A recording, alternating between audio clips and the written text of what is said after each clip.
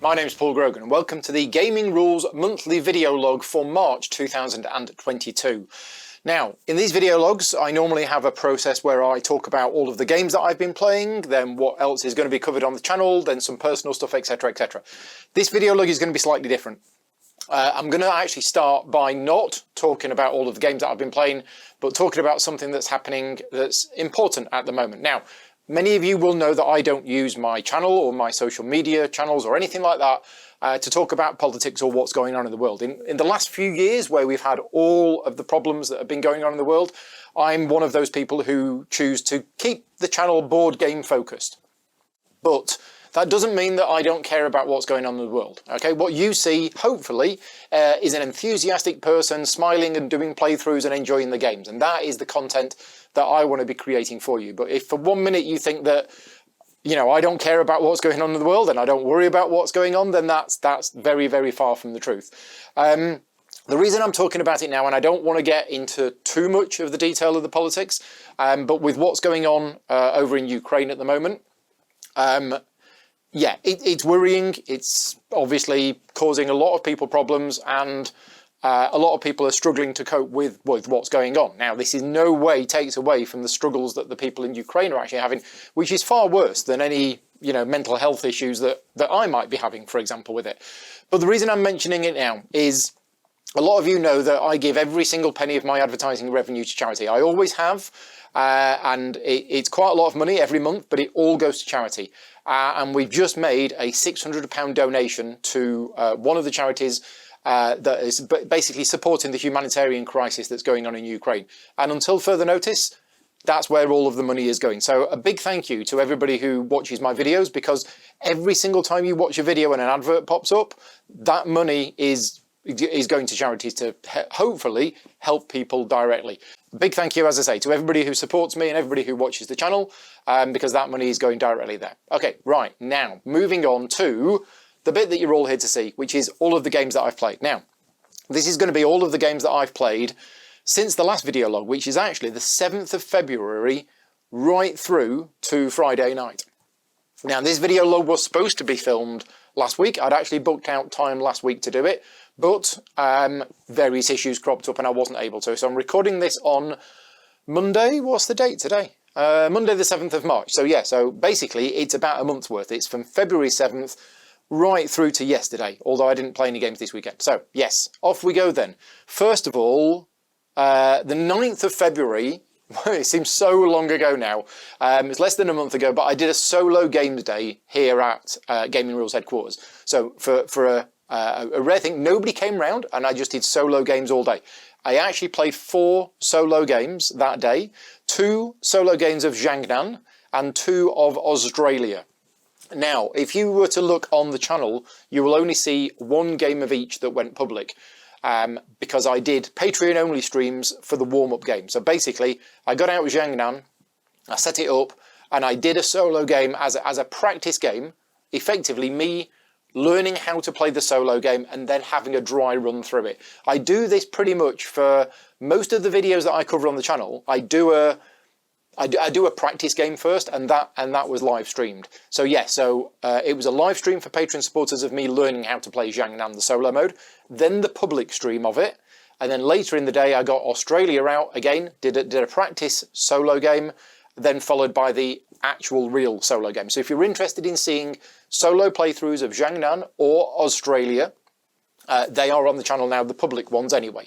Jiangnan was one that I agreed to do because it was in the middle of the crowdfunding campaign for the game, and it was going well, and Mo Ideas were happy with how it was going, but there is a solo mode, and as far as I know, nobody else had actually covered the solo mode on any of their channels. And because I'm a big solo game player now, not as big as some other channels, but you know, I do a lot of solo gaming, and I really enjoy some solo gaming, so I offered to basically do a solo playthrough for them for the campaign, because there were a number of backers who were interested in the game but wanted to see the solo mode. So yeah, I did that. That was on the channel. Now, as far as my opinion on the game, I can't really give it too much because that was a sponsored video.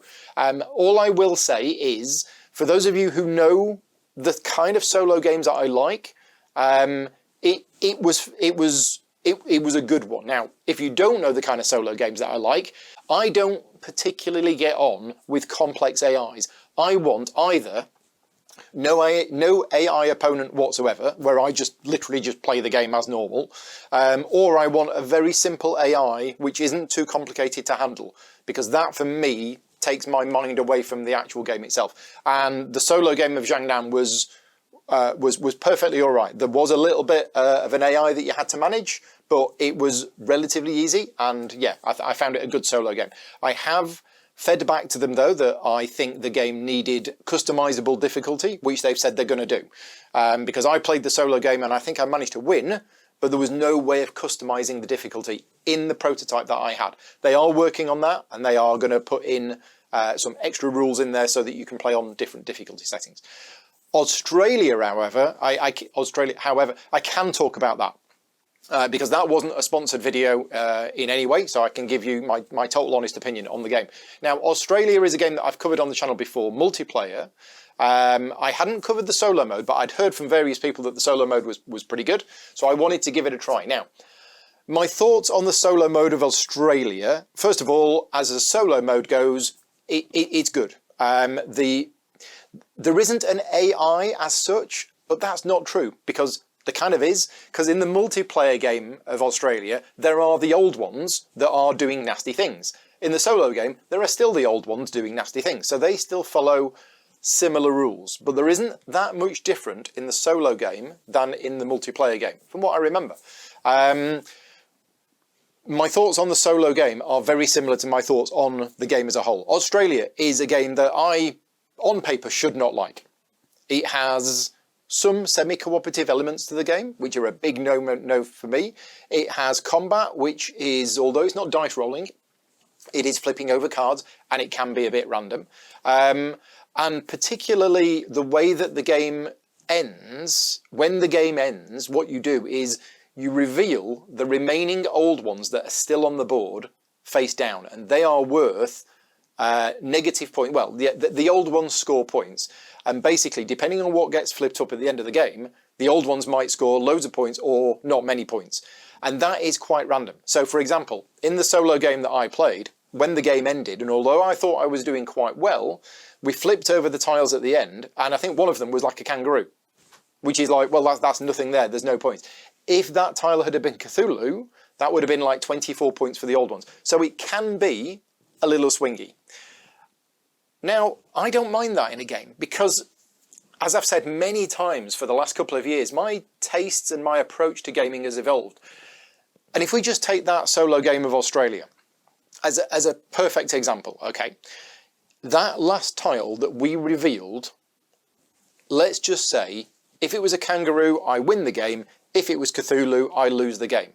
Let's just say that, for example. It wasn't that, because I think my points were high enough that even if it was Cthulhu, I still would have won. But let's say, for example, that means I've been playing a game, and I've been putting a lot of hard work into playing this game and making decisions and everything else, and then right at the end, you reveal a tile, and through absolutely no fault of my own, or you've got no control of it, it is completely random, you could win or lose the game, right? Now, years ago, I would basically sell the game. I'm not interested in that. Now, I'm like, it doesn't matter. Because whether I win a game or I don't win a game, at the end, it doesn't really matter to me, okay? Now, saying that, I play a lot of Maracaibo solo. And it is nice when I manage to win the game. And I'm trying hard to win the game. But it kind of doesn't matter whether I do or not. I don't. I still enjoy the game. And Australia is one of those games that I enjoy. Now, if you're playing multiplayer, the randomness of the game might get to you a bit more. But certainly in a solo game, it didn't bother me too much. Now, speaking of Australia, the latest expansions have arrived. I've done an unboxing video of those, and I will be covering the new expansions more on the channel at some point in the next month or two. Hopefully, maybe even this month. Anyway, I've rambled enough about Australia. Go and check it out if you're interested. Martin Wallace, just a weird mismatch of, not mismatch, but a weird combination of different game mechanisms with definitely some Euro elements in there, but definitely some non-Euro elements in there as well. And it all goes together in a theme that I quite like, and I just think it's a great game. So anyway, moving on. 11th of February was Tindaya Day. So I actually played Tindaya 3 times on the 11th of February, but if you check out the channel, you will only find one of them, which is a multiplayer playthrough. Now, you will find another Tindaya game on the channel, and that was filmed on the Monday, I believe. Yeah, so we'll talk about Tindaya as a whole. Between those 4 days, Friday and the Monday, I played Tindaya, I think 5 times. So in the morning, on the Friday, the designer of the game, Lolo, taught me and Hilmar how to play the game using Tabletop Simulator. That was streamed to Patreon supporters. It was very much a, the designer teaches us how to play. So it was quite a long game, and I don't think we finished the game. I'm pretty sure we didn't finish, because it's quite a complex game. There is a lot going on. But basically, the designer took time out on the Friday morning to teach us how to play. Then what happened is, in the afternoon, some friends of mine arrived and we set the game up and we played a game of it. Now that again was streamed to Patreon supporters, but the whole point of the afternoon was for us to all prepare for the evening. And then in the evening, we did a live multiplayer playthrough of Tindaya. So if you go and check out the channel for Friday, the 11th of February, you will see a multiplayer game of Tindaya on the channel. And then what happened on the Monday, I set up for the solo game. I did a practice solo game, again, which was streamed to Patreon supporters. And that was all in preparation for me then doing an actual live solo game. So yeah, so I played Tindaya 5 times over that period of time. Now, bearing in mind, it was a sponsored video. The designer had contacted me and ages ago now, like 6 months ago, and said he thinks Tindaya is the kind of game that I would like and he would love it to be covered on the channel. And I initially said no to it because at the time when he asked me, I was feeling very overwhelmed with work, and I looked at the game and I went, this looks quite complicated, and although it might be the kind of game that I like, I'm really struggling with workload at the moment, so I'd said no to it. However, when I then met him at Essen, and I did have a look at the game at Essen, I was like, this looks like the kind of game that I really would like. So we managed to find a time when I fit it into the schedule. Thankfully, the Game Found campaign for it had been delayed, which means I was able to fit it in. So yeah, so bearing in mind it was a sponsored video, my honest opinions of the game is that it is a solid game. Now, the game has various modes of play. It has solo, it has cooperative, and it has competitive. And I know a few people, whenever they see that in a game, and I've seen discussions about this on the Slack channel, they're put off from it. And I kind of half understand that, because there are some games that have come out in the past where there is, oh, but you can play it in this way. Oh, and you can play it that way. Oh, but you could play it this way. And I think in some of the other games, they don't do any of the modes very well. Or they do one mode very well and the other ones are kind of tacked on and they're using it as a marketing ploy to go, oh, but you could play the game like this. Tindaya isn't like that. Tindaya, I've played it, all 3 modes of it, I think. I think I've played all 3 modes of it. And I think it works well. All modes, and that's unusual, because when I learnt the difference between the competitive and the cooperative version, I was like, well, this doesn't seem much different, but it actually is. There's only a few rules tweaks, but the whole way it plays out is actually quite different. Basically, you're not trying to get points over the other players, you're just trying to achieve the objective of the scenario. So you take a different approach to the game, and certain things that got you points don't get you points anymore because there's no points and things like that. Anyway, yeah, it's a solid game. The theme of the game is actually really good. A lot of people were trying to compare it to other games, and I think one of the games that it does compare a little bit to is an older game called Archipelago, in that there is a sort of semi-cooperative element because there are bad things happening and you can influence those bad things to hurt other players more than it could hurt you. And at the end of the game, if the people trying to colonise the island get too many, then you could all lose. But the gameplay is good, the decisions that you make in the game are good as well. There is a slight concern over some of the powerful cards, because in the game that we played in the evening, Rob played this card on, which basically moved. Basically, there are these gods that do bad things, because they're gods and you've upset them. And he played the card that moved this god just before it had its effect from here to here. And it absolutely wiped me out. It like completely devastated me. And I was thinking, well, that was a bit random and everything else. But in terms of what impact it had on the game, it actually didn't have as big an impact as I thought it had. So yeah, it's not as bad as people think. I know a couple of people saw that video and went, oh, well, I was enjoying it until the point where Rob did this and completely crushed Paul. But if they'd have stayed to the end, they would have seen that it actually didn't have much impact on the final scoring. We did do something slightly wrong in the final scoring. It wasn't picked up in the live playthrough, so nobody mentioned it. But as soon as we went off camera, Rob was like, are you sure that's how it scores? And I was like, yeah, I'm sure it is. Let's look at the rulebook. Oh, no, it's not. And Rob should have actually scored a couple of extra points. But anyway, the solo game was fantastic. I absolutely loved the solo game of it because...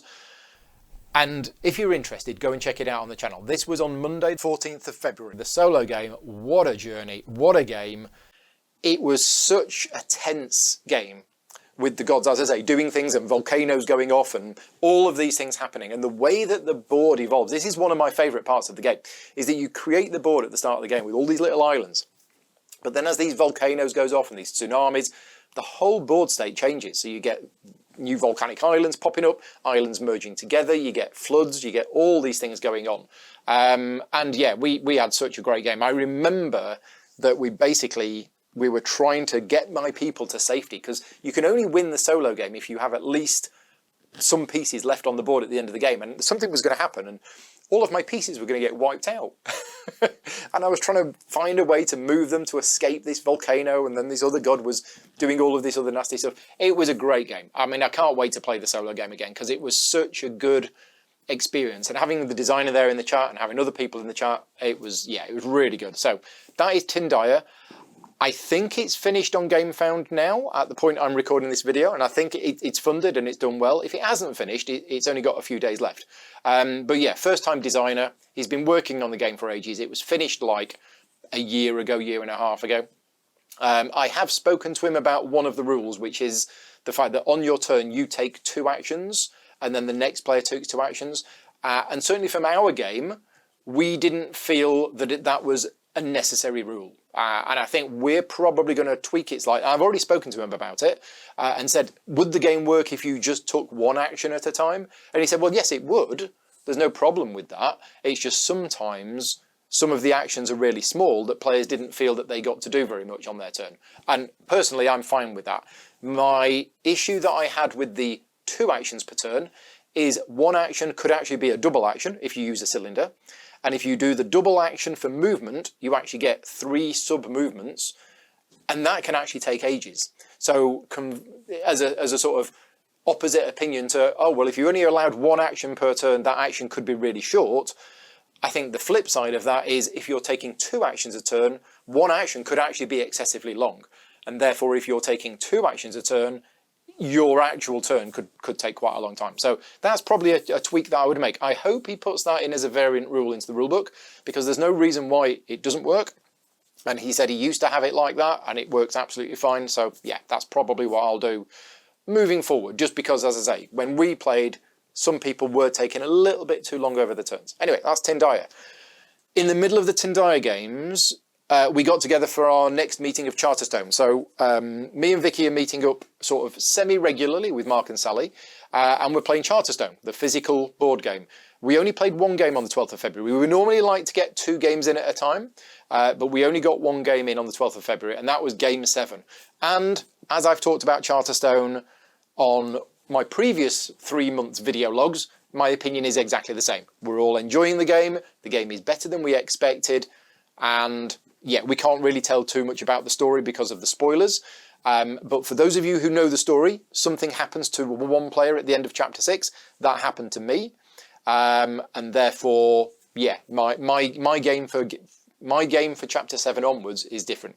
Now, we did realise we'd been playing a rule wrong, and I say we realised.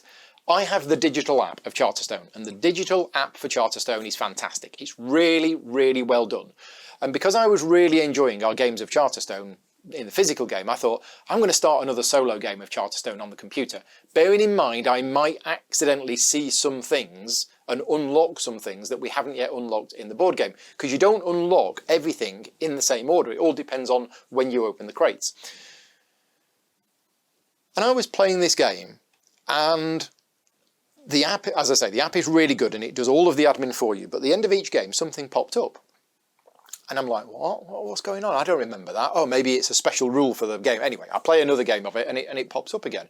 And I was like, oh, I've done something wrong here.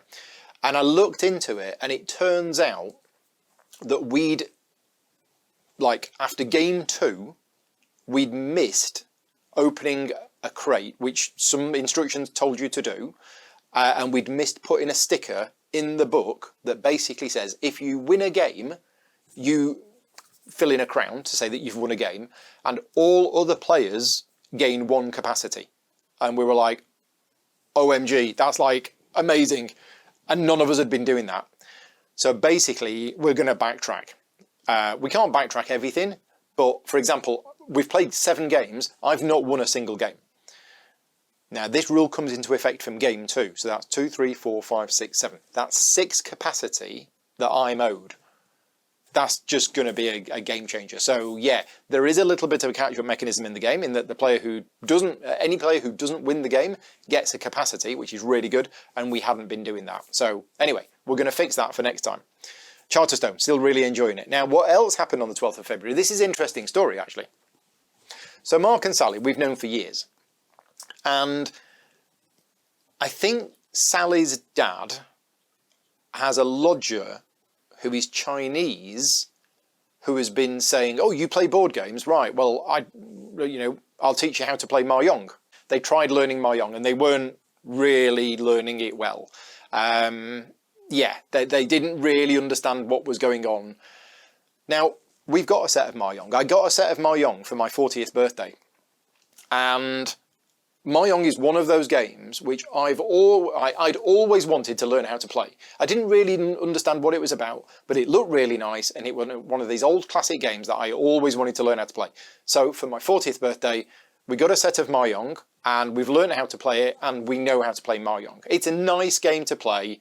It's quite random, but it's just nice, and we enjoy it. And me and Vicky enjoy playing it. It unfortunately doesn't really work that well at 2-player. But we use that as an opportunity. We said to Mark and Sally, well, we can teach you how to play Mahjong. So we got the set of Mahjong out on the 12th, and we actually played 3 games of Mahjong. It's been years since me and Vicky have played, possibly even 5, 6, 7 years. It's been a long time since we played. But yeah, we played 3 games of Mahjong, really enjoyed it. Next up, the 15th of February. This is Anunnaki. Now, I don't think you're going to find this video anywhere on the internet at all, because I tried to find it yesterday and I couldn't. So on the 15th, I joined Cranio Creations as a guest on their Twitch live stream, and I played through Anunnaki. Anunnaki is their next big game. It's coming to Kickstarter, I think at the end of April. I have a physical prototype of it in the house, which I'm not allowed to post any pictures about, unfortunately. But basically, they are running a series of Tabletop Simulator live playthroughs with various people, and I was invited on, and I joined them, and I can't find the video anymore. So the way that Twitch works is that the videos only stay up on Twitch for a limited amount of time, and then they disappear, which is why a lot of people download them from Twitch and then upload them to YouTube afterwards. But I can't find the video on Cranio Creations' Twitch. I can't find it on their YouTube channel. I can't find it anywhere. So unfortunately, you can't see me playing. I've got a really itchy nose today. I don't know why. You can't see me playing Anunnaki with Cranio Creations, but that's what I did. Now, I'd already played Anunnaki once. I was invited to join them at Essenspiel last year, and I played through it. And it is a game which, again, when you look at the game, well, when I looked at the game, I formed an opinion.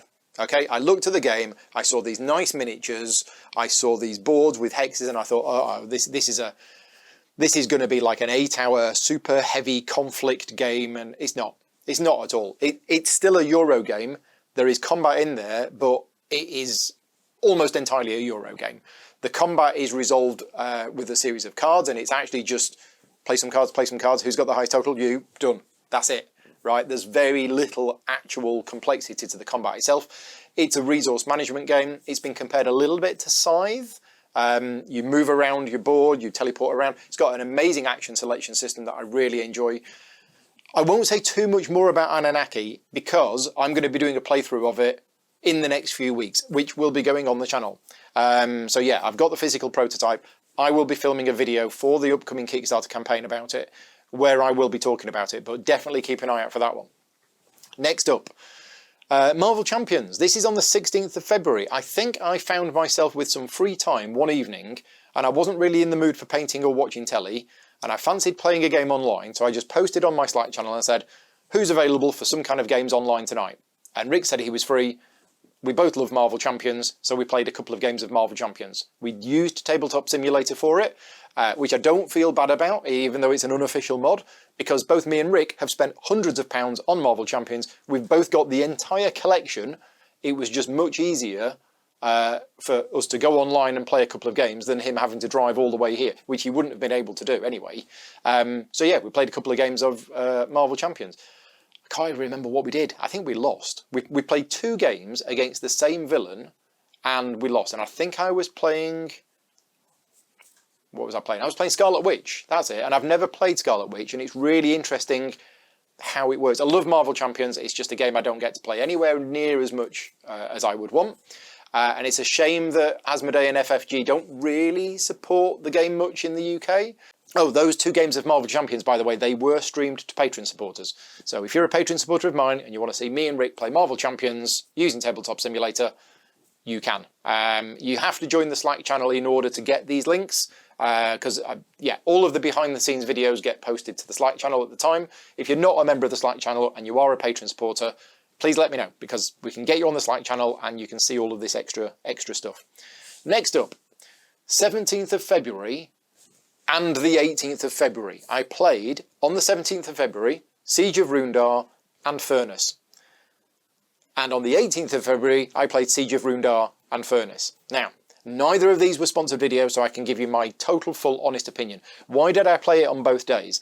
It's because on the 18th, I was doing a live playthrough. So they are on the channel now. If you want to see a live tutorial and playthrough for Siege of Rundar, and a live tutorial and playthrough for Furnace, they are both on the channel now. But even though they weren't sponsored, I wanted to spend time learning the game, practicing how to teach the game, etc, etc. So it was the Rockbeard Games Club on the Thursday night, and I basically posted and said, hello everybody, I've got 2 games that I'm covering on the channel tomorrow, which I need to learn how to play tonight. And that's what I did. So I basically spent the Thursday afternoon learning how to play both games, reading the rulebooks, having a bit of a practice myself, took both games to the Games Club and played them on the Thursday night, and then on the Friday I covered them both on the channel. So first of all, Siege of Rundar. So I took a look at the game at Essenspiel. The publisher unfortunately didn't have any spare copies of it to give away to reviewers because it was selling really well, which is great, but they said to contact them afterwards and they'd send me a copy. Now, months later, when they did another print run, I did manage to get a copy. This is a game which went on my radar because, well, a couple of reasons. First of all, it's Reiner Knizia.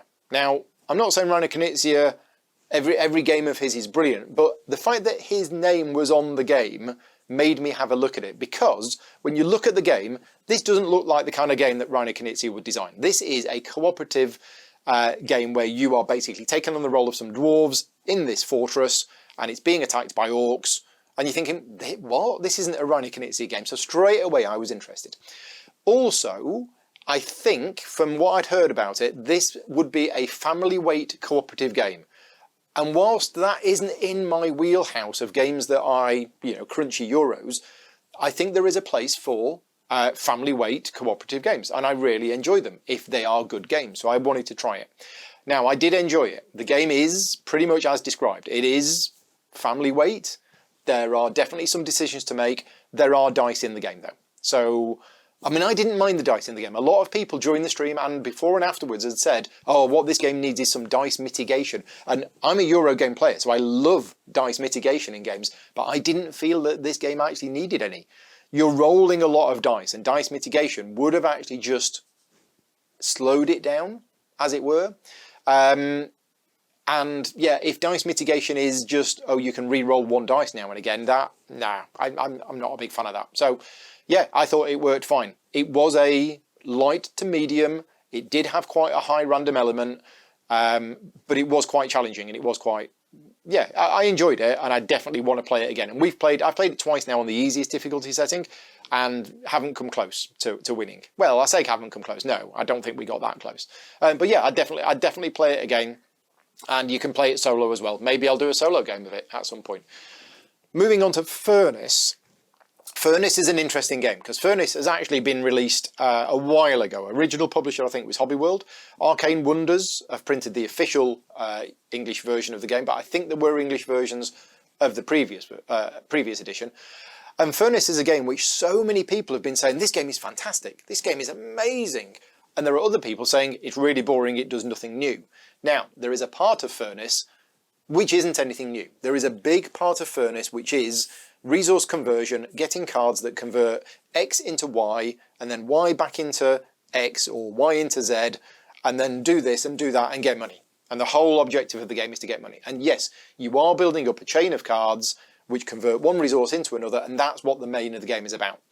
But the bidding mechanism is very, very clever and very interesting, because each card that you bid on, the winner of the bid gets the card. But everybody else who doesn't win the bid gets to perform a number of secondary actions equal to their bid.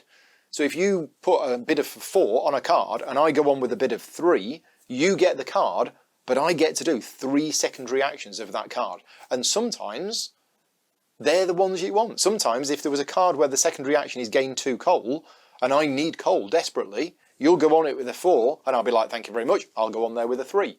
And now I get 6 coal. Brilliant. I didn't want the card. So the bidding mechanism is clever. The reason I like Furnace is it's like a 45-minute game. It actually packs quite a lot of punch into a 45-minute game. Now, for me, a 45-minute game is not a filler. Fillers, for me, are 15, 20 minutes. Okay, so it's not a filler game as far as I'm concerned. It's a short game, and it's a good short game. And if I ever have an hour free at the end of the night, Furnace is definitely one of those games that I would suggest and recommend. So yeah, really, really enjoyed it. What's next? Moving on. 20th of February, Sherlock Holmes Consulting Detective, the blue box.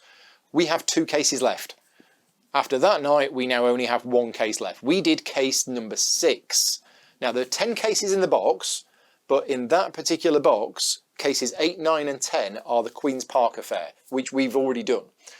So we're actually working through cases 1 to 7, and we did case 6, which means we only have 1 case left, and that is it. We then have no more. Now, as I've mentioned many, many times for the last 30 years, Sherlock Holmes Consulting Detective, brilliant game, absolutely love it. The blue box does have some issues with the translation. In this particular case, the mistranslations were like some of the other ones. They weren't breaking the game, they were just a little bit humorous. People's really, really unusual words used at various times, and the odd typo was a bit disappointing, but as far as the case goes, it didn't distract us from the case. The case was a tough one. Now, I remember when we did case 5, and we did it in about an hour and a half, and we got most of the questions right, and it was like, oh, well, this one felt for us quite easy. Case 6 was hard. It was really tough. Now, it wasn't too tough, because when we went to the questions, we did get, I think, at least half of them right. And I think we still scored reasonably well. I can't quite remember, but we went to, maybe we didn't score reasonably well. It doesn't matter. It was fantastic. Loved it. And whilst we went to a lot of places, we spent a long time, and 2/3 of the way through, we were like, oh, well, it could be this, but what about that? And what about this? And we really didn't know. But yeah, really, really good case. Very interesting case. Obviously can't say too much about it because of spoilers. And apologies if you hear any clattering noises in the background, but the bin men have just arrived to take all of the recycling away. So that's what that noise is, if you can hear it. Right, moving on. Crescent Moon on the 23rd of February. Now, Crescent Moon is a game that is coming out in May from Osprey Games. I have a physical copy of it. It's not a prototype, it is a production copy of it. And I am going to be doing a video for them at some point later this month. So it is a game which I need to learn. So on the 23rd of February, I got together with a few Patreon supporters and we played it over Tabletop Simulator. That is on the channel now as a private stream. So if you're a Patreon supporter, you can watch that if you want to. But to be honest, I would actually, if you haven't seen it already, I would wait until I actually do the proper playthrough video, which will be coming soon. Now, I'm going to talk about Crescent Moon later in this video log, so I'll skip past it for now, and we'll move on to Earth. So this is the 24th of February. So Earth is a game that's coming out, I think it's on Kickstarter right now at the time I'm filming this video. By the time this video goes out and is edited and goes live, there's probably like 1 day left on the campaign. It's got 8,000 backers. Earth is from a publisher called Inside Up Games, who I've got to know over the last couple of years. It's run by Conor McGooey, who's a great guy, and we get on really well. And we've not really worked professionally together, but we have talked about it a little bit. And then I saw this game called Earth, and Earth popped up because a number of other content creators were covering it. And I looked at it and I said to Conor, I said, look, you've got all of this great coverage of the game from a lot of these big influential channels. You've got nobody from the UK. Do you want me to do a video for you? And he said, yeah. And I did have a look at the game, and I thought, okay, this game looks a bit interesting. And my Patreon supporters said it looked interesting. So I basically said to Conor, look, do you want me to do a live playthrough on the show? Something very light touch where you basically come on the stream with me and you teach me and a few other people how to play the game. And he was well up for that. So me, Mike from Ready Steady Play, and Dan from the Detective Society, we got together with Conor and we did a live playthrough. It is on the channel now if you want to see it. It was using Tabletop Simulator, as Conor wasn't able to get me a physical copy of the game because of a polar bear. That's his excuse anyway. What I'm going to do now is I'm going to tell you a story, and you can judge whether I liked the game based on that story. Straight after we'd done that playthrough of the game, I said to Conor, would you be interested in an official, proper, full-on, how to play video for the game when it's released? And he said yes. So we've announced it this week that I will be doing the official how to play video for the game. It will come out probably the very, very end of this year, or maybe even the start of next year. I'm not 100% sure, but yeah, that's how much I like the game. It was just an absolutely solid game. It had parts of Terraforming Mars in it, sort of similar, and a lot of people have said little bits from Wingspan. Now, I've still not played Wingspan, and the designer and the publisher have accepted that. Yes, it's a bit like Terraforming Mars. Yes, it's a bit like Wingspan, but it worked well. It was really good. Loads and loads of unique cards. The gameplay, I thought, was super smooth, super quick, and it was just a solid game. So yeah, really, really enjoyed it, to the point where, as I say, I approached Conor and I said, do you want me to do a how to play video? Now, if you're watching this video and you think, Paul, that's a little bit mercenary of you to start approaching people and offering your professional services, let me just let you into it. I'm not the kind of person who does everything possibly he can to make money. Right? I'm not constantly approaching people and offering them to do work for them. I don't do that. That's not me. I'm fairly picky and I'm fairly choosy about what games I want to cover on the channel. So the fact that I approached him and I offered to do a how to play video for the game, that's because I thought the game was really good and I'd love to do a how to play video for it. It was a combination of, it was a good game. The graphic design of the game was really good and everything was very clear. Conor's a great guy and I've been wanting to work with him for years. It was those factors combined. Anyway, yeah, Earth, if you haven't seen it, have a look at it on Kickstarter right now, because as I say, it's doing really well and it looks like a very solid game. Well, it is a very solid game because I've played it. Next up, on the 25th of February, a game that I have been putting off playing for 4 months finally got covered on the channel. And this is Bitoku. Bitoku was, going into Essenspiel 2021, the #1 rated game on the Geek list of most anticipated games from Essen. Right? Bitoku is from De Veer Games, and De Veer do some really good quality stuff, but they don't do super heavy Euros. Neither does the designer. But this game looked fantastic and was super heavy, and yeah. Why have I been putting off playing it? So, since Essen, I've been slowly going through all of the games that I got to cover them on the channel. And Bitoku was one of those ones that was quite heavy, and a lot of people have said to me that the rulebook really isn't good. And therefore I knew that the amount of work and preparation that I would need to do before covering it on the channel, bearing in mind that it's not a sponsored video, so I'm not being paid for all of the preparation work that I do to cover it on the channel. That's why I kept putting it off.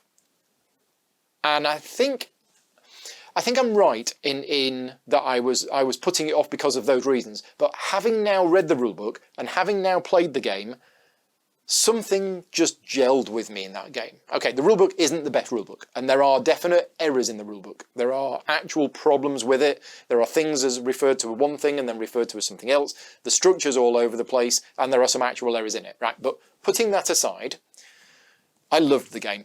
I thought Bitoku was fantastic. It's definitely going to appear in my top games of last year. Whether it's going to overtake Ark Nova, I don't know, because Ark Nova is fantastic. But Bitoku is also really good. Now, the live playthrough is on the channel now. If you want to see it, it is on the channel. But I absolutely wanted to play it again straight away. It was just fantastic. Now, the theme of Bitoku makes zero difference to me whatsoever. And a few people have said to me, oh, maybe I'd enjoy the game more if I understood the theme. It is based on Japanese, and I don't want to use the wrong words here, so I'm really, really sorry. But it's all Studio Ghibli style artwork and Japanese folklore and culture. I don't know anything about that. I have no knowledge of that kind of area of the hobby or the anime style or the stories. Don't know anything about it whatsoever. It made no difference to me. I was totally able to enjoy the game as a purely mechanical game because, to be honest, I think that's what it is. I don't feel there is that much theme in there. Now, that's coming at it from somebody who doesn't understand much about the theme. But for me, I was just playing a Euro game. The theme could have been anything. I enjoyed the game. I thought the game was great. I've just said it's one of my favourite games of last year. Was there any theme in the game? I'm not sure. Maybe there was, the whole moving dice to cross the river. Maybe that's something to do with the animation or the theme that I don't know about. The fact that there's dragonflies rescuing spirit, whatever. I'm getting token X, I'm getting token Y, I'm putting them together and I'm getting a bonus. That's what I'm doing. The board is very busy, the artwork is very busy, but it looks gorgeous. And Devere have done a fantastic job with the production. So yeah, Bitoku, I absolutely loved it. And as I say, yeah. But after I'd played it, I was like, why was I putting this game off? I could have been playing this game 4 months ago. I've just had a lot on my plate, and I never got around to it. Anyway, Bitoku, really good. Next, also on the same day, so Bitoku was in the afternoon. So effectively, I took the day off work, and I don't say this enough, although I probably do say it a lot. A big thank you to all of my Patreon supporters, because, and if you're watching this video log and you are one of my Patreon supporters, you will know this. But if you're not one of my Patreon supporters, then what does the Patreon support do is it gives me the financial flexibility to take time off work to produce more content. So the 25th of February, for example, I took the day off work. I earned zero money that day, and I'm only able to do that because of the support of the Patreon campaign. So we played Bitoku all afternoon, and then in the evening we played Unfathomable. So yeah, a big thank you to all of my Patreon supporters. We'll talk about you more later on, but that's why I'm able to do these playthroughs during the days by taking the time off work. So in the evening we played Unfathomable. Unfathomable. It's such a hard word to pronounce. I don't know why. Anyway, for those people who don't know, Unfathomable, there you go, is basically a remake of Battlestar Galactica, but set in the Cthulhu universe. So the theme of the game is that you're on this cruise ship crossing the Atlantic in like 1912, 1920s, something like that. And it gets attacked by all these Cthulhu Gribblies, and people on board are having strange visions, and some of them are cultists or hybrids or whatever. It's basically a remake of Battlestar Galactica, but rethemed and retweaked. Now, Battlestar Galactica is one of those games, it's a social deduction game where 1 or 2 players, depending on the player count, might be Cylons, and it's exactly the same in this, except substitute hybrids for Cylons. But it's a more streamlined version of Battlestar Galactica that plays in less time. Or so we thought. 4 hours later, we finished our game. What a game. I absolutely loved it. It was fantastic. It was 5 players. It went on for about 4 hours. Arthur had to drive home to Weston-super-Mare afterwards, which is an hour away, and he didn't leave here till midnight. But what a game. It was... And I don't want to spoil too much for you. If you are interested in watching a 5-player playthrough of Unfathomable, it's on the channel now. Just go back a couple of weeks and it is on there. But yeah, it was great. I absolutely loved the game. And I was kind of hoping in a way that I'd play it and go, right, I've played it now. That's it. I'm done. I can move the game on.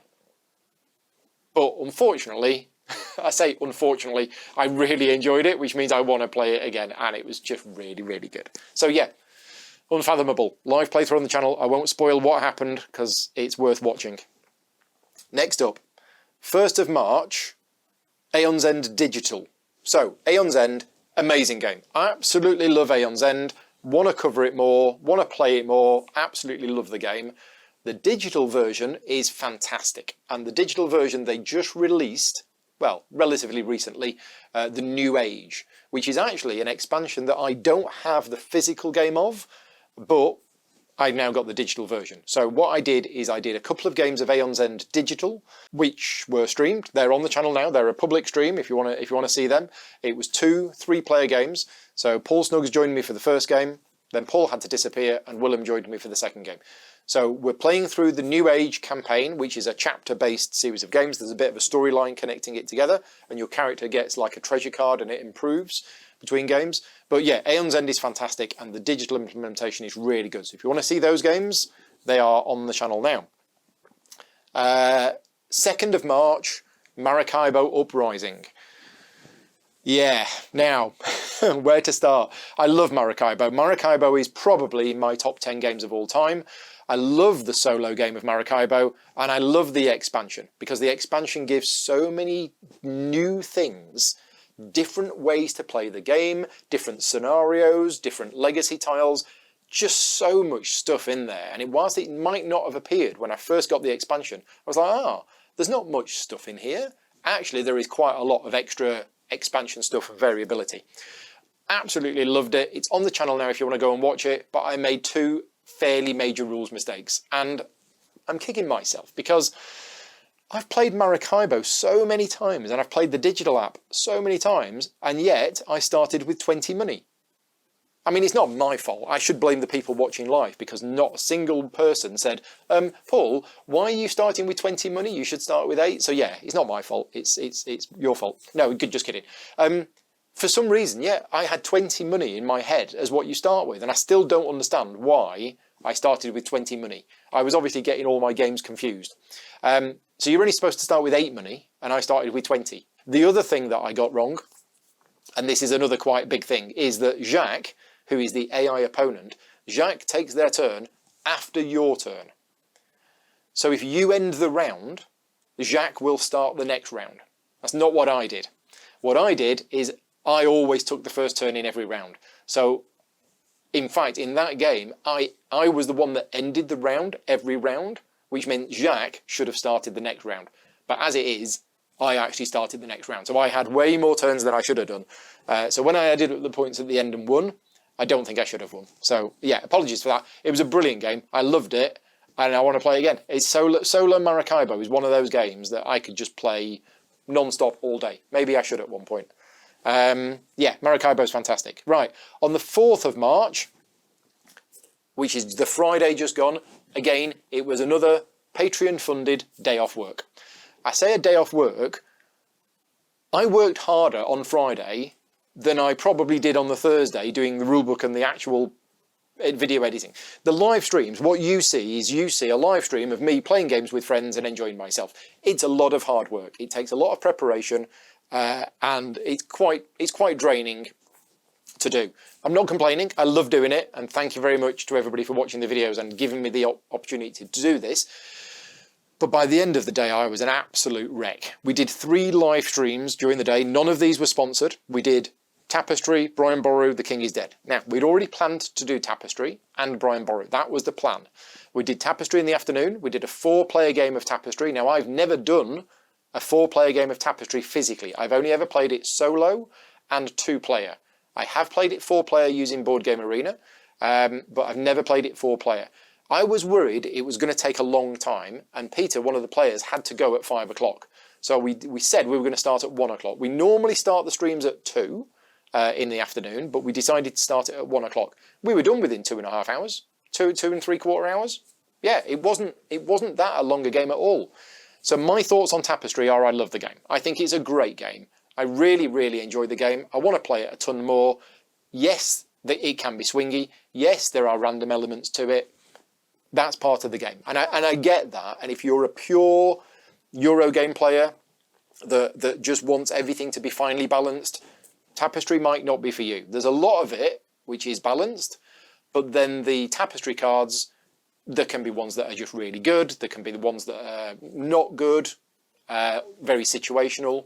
Who knows? But yeah, certainly the game we played, Peter played Renaissance at the start of his second age, and a lot of people have said to me afterwards that that card is way too powerful, especially when played at that time. Now, Peter did win by over 100 points, but he played well, and I know that I didn't play too well. But yeah, great game, really enjoy it. We played with both expansions, so there's so much to explore in this game. This is why I want to play it. Tapestry is the game that I want to play probably, to be honest, 30, 40 times. And I've played it maybe 5 times. I don't feel that I have explored this game anywhere near enough as what I want to. In the evening, we played Brian Boru. Now, Brian Boru has been covered by many, many other channels. I'm a little bit late to the party with this one because a lot of the big channels have been talking about this game and have reviewed this game and have said it's fantastic. Osprey Games sent me a copy of the game. They are a client of mine. I do a lot of work with them for some of their other games. I had no involvement with this game at all. It was a review copy of the game, but it wasn't a sponsored video. I've not done any work on the game. I didn't do the rulebook or anything like that. And we played it on Friday. In fact, we played a game of it between Tapestry and the evening stream of Brian Boru. We played a 3-player game. So me, Arthur and Dan played a 3-player game of it downstairs, and then Rob joined us for the evening and we did a 4-player game which was live streamed. So if you want to see a 4-player game of Brian Boru, or Brian Boru, I think it's pronounced, then that is on the channel now. We all enjoyed it. It's a great game. I'm not a big fan of the artwork, I will be honest with you, and the rulebook does have a couple of issues in there where there is some ambiguity, and there's definitely one thing that's really not clear. But as a game, it's an absolutely solid game. It's a really good game, really interesting. Trick-taking, sort of. The winner of the trick will be the one that gets to build the town, but similar in a way to Furnace is sometimes you don't want to win the trick, and sometimes you want to get the secondary effect of your card. It's really, really good. Really recommend it. I've played it 3-player and I've played it 4-player. I've not played it 5. My one query about the game, and this is a question if you're watching this video and you have played the game, both of our games ended with the player who got the marriage on the final round spurning the Princess of Denmark and getting the 4 points. And the reason for that is almost all of the time we were fighting off the Vikings. So there wasn't many Vikings in the game at the end of the game. So the final marriage of the game is to the Princess of Denmark. And when you marry her, you can either spurn her and get 4 points, or you can make a trading alliance or a military alliance. And if you do that, basically the Viking-controlled towns on the board are counted as yours. Well, we didn't have any. Well, I think we had 1 in the second game, but it wouldn't have made any difference whatsoever. So I'm just curious, if you've played Brian Boru, how did your game go? How many Viking towns did you have on the board at the end of the game? Because we had hardly any. As I say, in the 3-player game we had none, and in the 4-player game we had 1, and that was it. Anyway, we finished that early. It was only like 9:30. Well, I'm not going to send people home at 9:30, especially Rob when he's only just turned up. So we decided to play another game, and this was very, very impromptu, but I went into the other room and I dug out about 5 games and I said, look, all of these 5 games are really good and will take us about an hour. Which one do you want to play? And a 5-minute discussion later, we picked The King is Dead. So we did a live stream of The King is Dead, which is on the channel now, but I'm thinking maybe I shouldn't have live streamed it because we made some rules mistakes. And again, this is the difference between me planning and preparing for something and me doing something impromptu.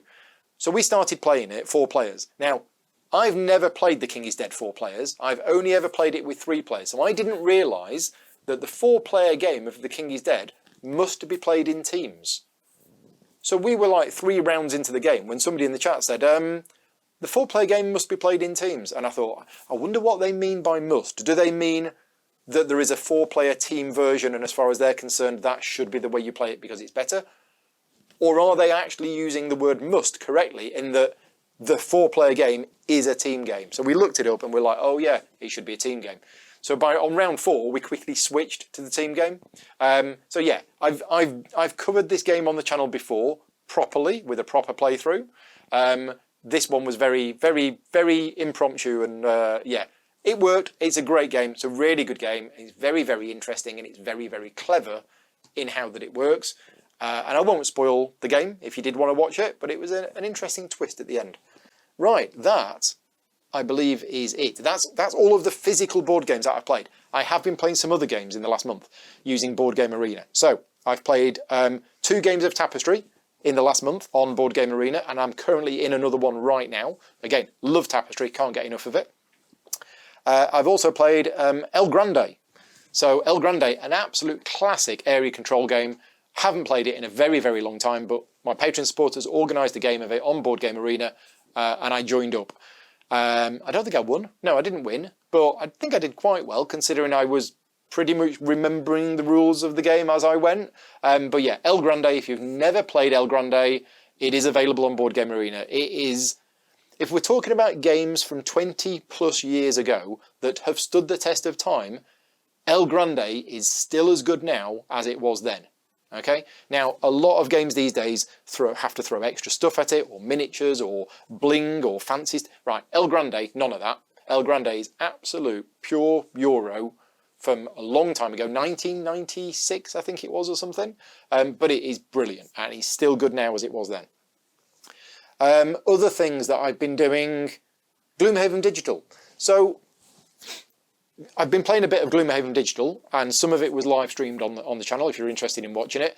But I classed this as, I actually logged it on BGG as I played Gloomhaven. Now I don't normally do that when I play Gloomhaven Digital in Guildmaster mode, but when I'm playing Gloomhaven Digital in campaign mode, it is the same as playing the physical game. Like the game of El Grande that I played on Board Game Arena. I've logged that on BGG because I played a game of El Grande. The fact that it was using a digital implementation of the game, for me, doesn't matter. And that's why Gloomhaven Digital, I've logged that as well. Gloomhaven Digital, I've spoken about this loads. If you haven't got it yet and you're interested in playing digital adaptations of board games, Gloomhaven Digital is one of the best out there. It is so good. It is so well done. It is a joy to play. And it does all of the admin for you. And I just love it. And they have recently announced that Jaws of the Lion DLC is being worked on. What else? Charterstone Digital. I mentioned that I've played a whole bunch of games on Charterstone Digital, but I got to the point where I was revealing stuff. I was revealing stuff in the digital version that we haven't yet got to in the physical board game version, so I've stopped playing. Now, I've just noticed there's a few things on my list that I've missed out. There's a couple of games in my list that I've missed out, so I need to go back to my BGG list and update it, because I went to a games day at the end of February. Yeah, it's not on my list, so let's just add it in there quickly. I went to a games day hosted by Mark and Sally at the Rock Beer Games Group, which is it's the Cranbrook Games Group, but it's actually held in Rock Beer. And I played a 5-player game of Crescent Moon, because I said I was going to talk about it later, and then I didn't talk about it. So Crescent Moon, as I mentioned, I'm going to be covering Crescent Moon on the channel. So I've started writing a script on how to teach the game, and I used that Sunday as an opportunity to teach the game. Osprey Games have wanted me to do a 5-player playthrough of the game, so I managed to get 4 other players together, and we played Crescent Moon. Now, Crescent Moon is an asymmetric game with an area control element, and it's very interesting. Now, that game was very much a learning game for a lot of us. Although I had played it once before, I still felt that it was a learning game for me. Although I knew the rules of the game, I still didn't know how it played out.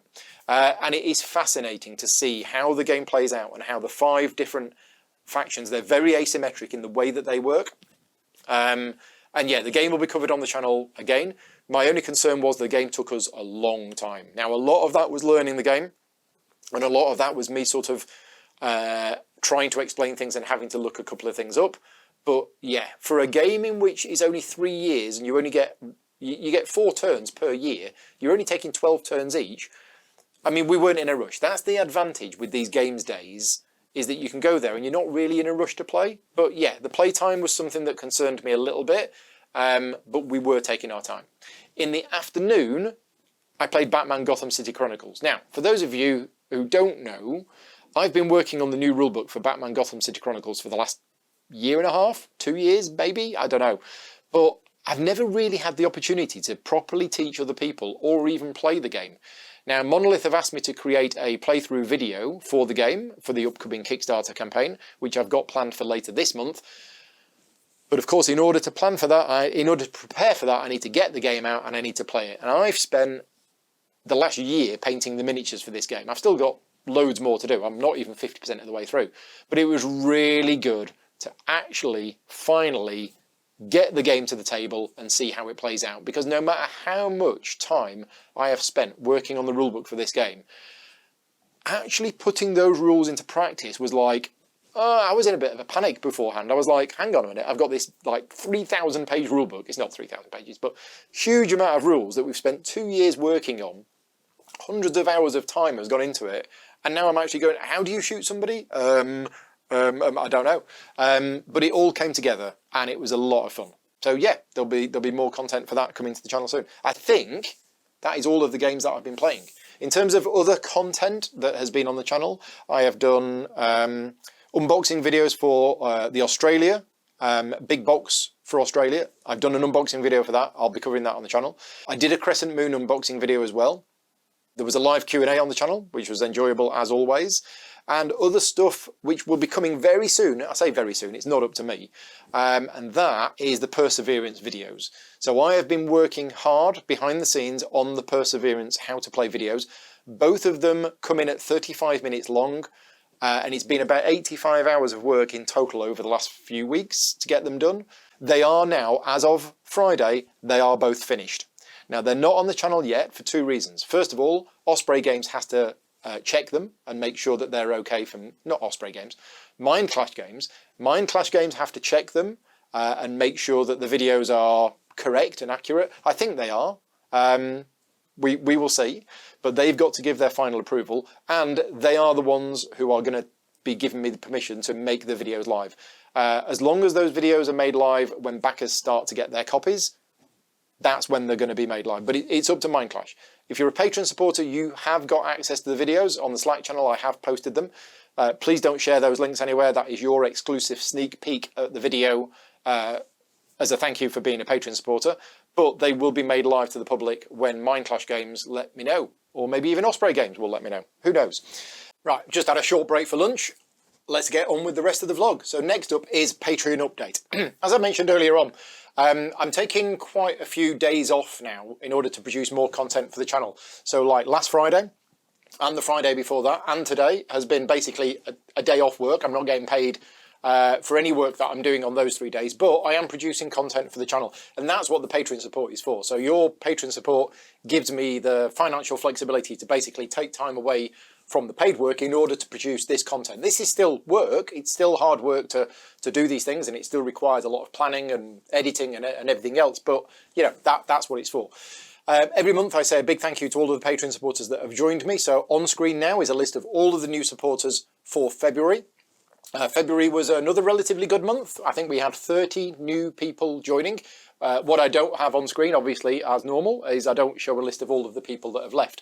But one thing that I did want to mention is about the numbers. And some people have been a little bit confused and have contacted me and said, Paul, you're saying that you're fully transparent with these numbers, but the numbers aren't quite adding up. And that is because in December I did this countdown to 800 where we tried to get to 800 Patreon supporters. We got to 800 Patreon supporters in January, but then it dipped back down again. And then we did it in February, and then it dipped back down again, and it's this constant cycle.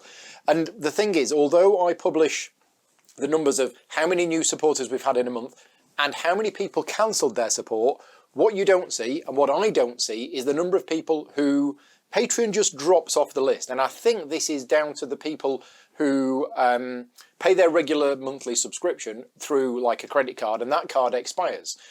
What happens is those people so often don't get notified by Patreon, but sometimes they just say, oh, I'll tell you what, I won't bother renewing it. Now, the way that Patreon handles that, it doesn't treat that person as left, it treats them as still an active supporter, but one that is in the declined status.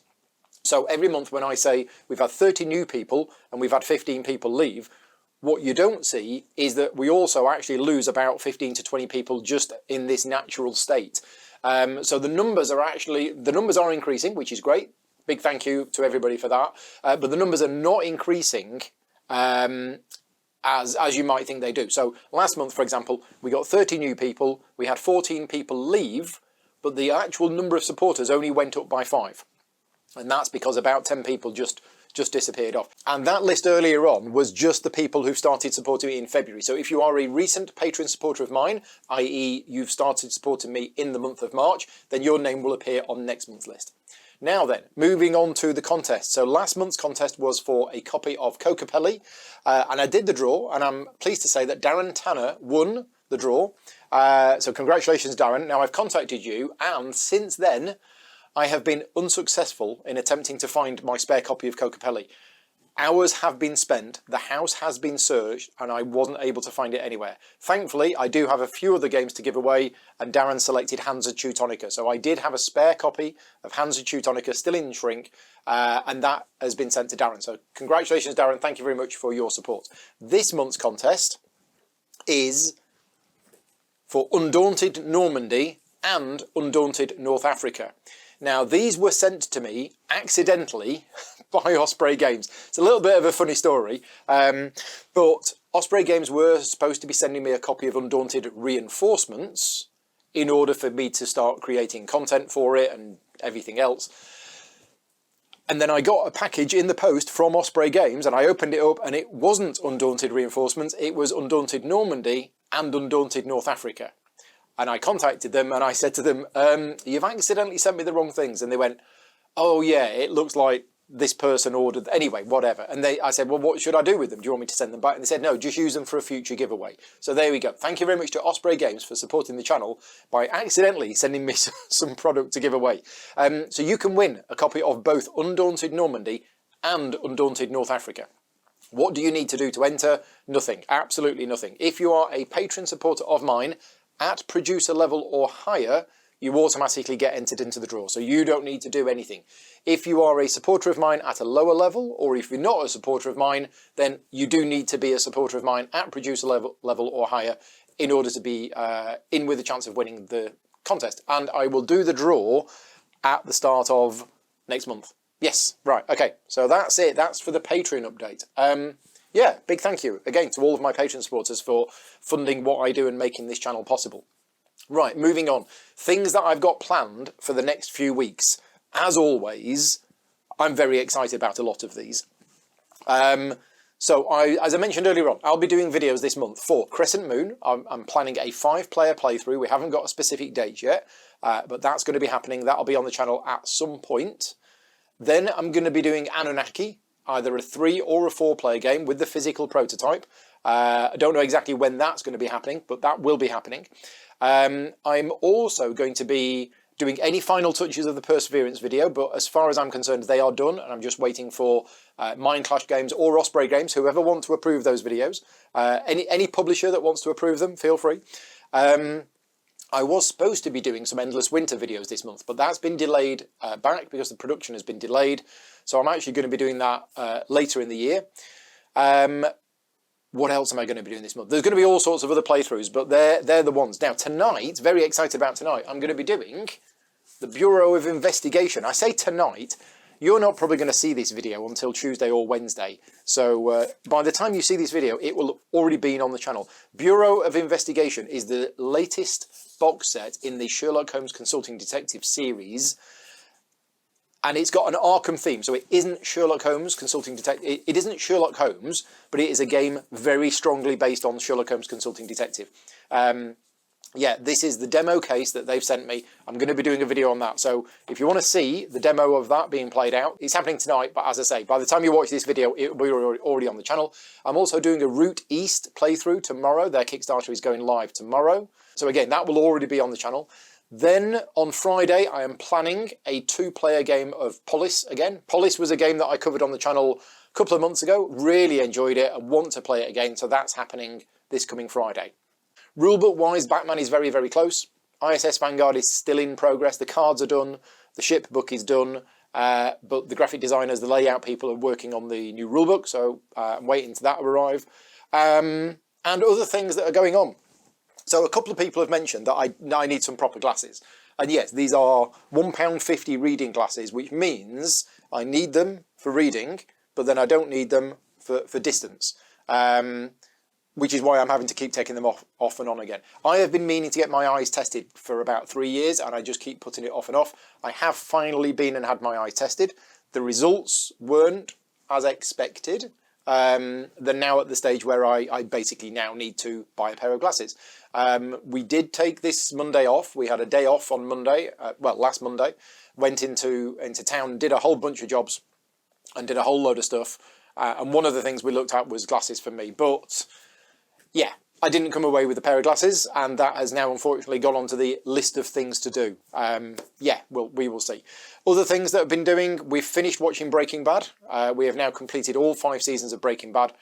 Fantastic. One of the best TV series I've ever seen, if not the best. I mean, it was really, really good, but it's hard to classify it in with a lot of the other ones. But yeah, it's exceptionally good.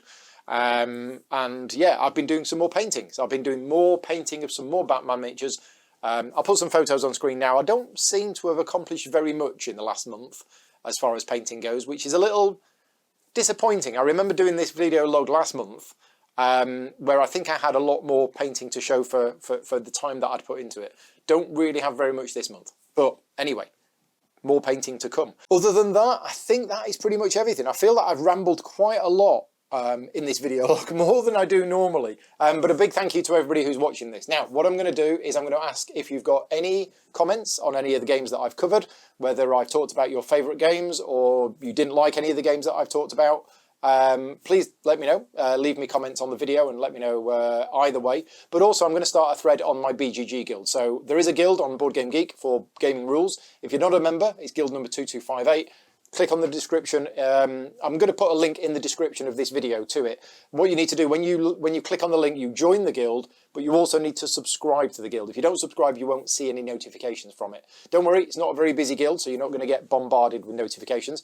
But I think my plan each month is to put a post up there every time I do one of these video logs, and basically say, look, use this thread to discuss the games that I've covered in the video log. Because I'm just very curious. Obviously, I've got my thoughts on all of the games that I've talked about, but I am curious to know what other people think of them as well. But that's everything. I need to disappear now. We're going to get this video edited, and then I'm going to get ready for Bureau of Investigation tonight. Yeah, I feel that this video log has been a bit longer than normal, and you've probably not seen... I'm going to try and edit it all out, but I've been having all sorts of camera issues. So the camera that I'm using to record this keeps coming up with an error, and every time it does I have to stop the recording and everything else. So hopefully everything is okay. Maybe it's got a little bit upset because I've just bought a new camera this morning. More on that. Yeah. you'll be seeing, hopefully, once I've got this new camera working, you'll be seeing some new kind of filming styles come into the channel soon, which is, you know, another reason for the Patreon support. The Patreon support, the financial support for the Patreon, not only pays for my time to take off work, but it also pays for new equipment and improvements to the channel. And I want to be spending more on the channel and improving things to make sure that you get the best videos you can get. Anyway, we are all done. Thank you very much to everybody for watching. Until next time, take care. I'll speak to you soon. Bye-bye.